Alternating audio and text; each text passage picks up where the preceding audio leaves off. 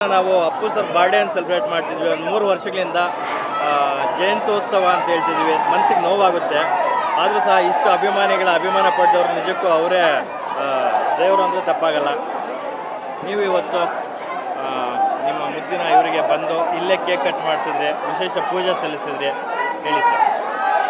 ಅಂದರೆ ವರ್ಷ ಅವನ ಜನ್ಮದಿನನ ನಾವು ಆಚರಿಸ್ತಾ ಇದ್ವಿ. ಈಗ 3 ವರ್ಷದಿಂದ ಈ ಜಾಗದಲ್ಲಿ ಬಂದು ಆಚರಿಸ್ತಾ ಇದ್ದೀವಿ. ಬಟ್ ನಮ್ಮ ಮನಸ್ಸಲ್ಲಿ ಅವನಿಲ್ಲ ಅಂತ ಅಂದ್ಕೊಂಡು ನಾವು ಆಚರಿಸ್ತಾ ಇಲ್ಲ, ಅವನಿದ್ದಾನೆ ಅಂದ್ಕೊಂಡೇ ನಾವು ಆಚರಿಸ್ತಾ ಇದ್ದೀವಿ. ಈ ಒಂದು ಅಸಂಖ್ಯಾತ ಈ ಅಭಿಮಾನಿಗಳು ಇವರ ಖುಷಿ ಇದೆಲ್ಲ ನೋಡ್ತಾ ಇದ್ದರೆ ನಾವು ಅವನು ಯಾವತ್ತೂ ನಮ್ಮ ಜೊತೆಲೇ ಇದ್ದಾನೆ. ಇಷ್ಟು ಜನ ಅಭಿಮಾನಿಗಳ ಜೊತೆಯಲ್ಲಿ ನಾವು ಅವನ್ನ ನೋಡ್ತಾ ಇದ್ದೀವಿ.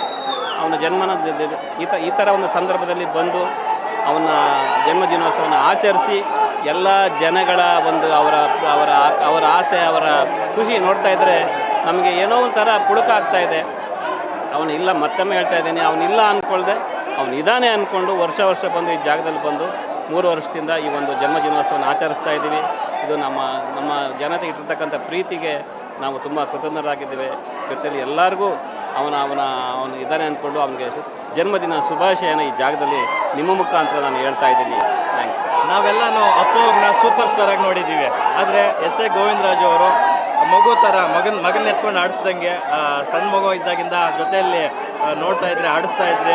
ಜೊತೆಗೆ ಸಾಕಷ್ಟು ಸಿನಿಮಾಗಳಲ್ಲಿ ನೀವು ಪ್ರೊಡಕ್ಷನ್ ಇದರಲ್ಲೆಲ್ಲ ಇನ್ವಾಲ್ವ್ ಆಗಿ ಮಾಡ್ತಿದ್ದೆ. ಭಕ್ತ ಪ್ರಹ್ಲಾದ ನಿಮ್ಮ ಬ್ಯಾನರಲ್ಲಿ ಬಂದಂಥ ಬಹುದೊಡ್ಡ ಬಿಗ್ಗೆಸ್ಟ್ ಹಿಟ್ ಸಿನಿಮಾ.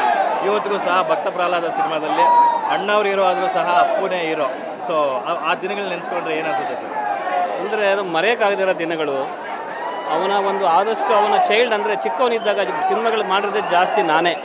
ಭಕ್ತ ಪ್ರಹ್ಲಾದ ಆಗೋದು, ಭಾಗ್ಯವಂತ ಆಗ್ಬೋದು, ಮತ್ತು ನಮ್ಮ ಚಲಿಸುವ ಮೋಡಗಳಾಗ್ಬೋದು, ವಸಂತ ಗೀತ ಆಗ್ಬೋದು, ಎಲ್ಲ ನನ್ನ ನಾವು ಮಾಡಿದಂಥ ನನ್ನ ಕೆಲಸ ಮಾಡಿದಂಥ ಚಿತ್ರಗಳು.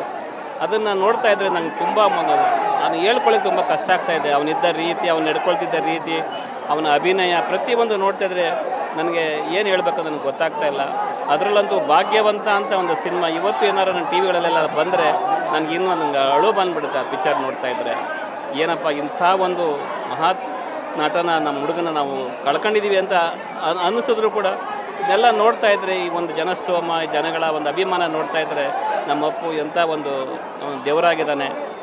ಏನೋ ಇವತ್ತು ಅವನ ಜನ್ಮದಿನದ ಶುಭಾಶಯ ಹೇಳೋಕ್ಕೆ ಇಲ್ಲಿ ಬಂದಿದ್ದೀವಿ.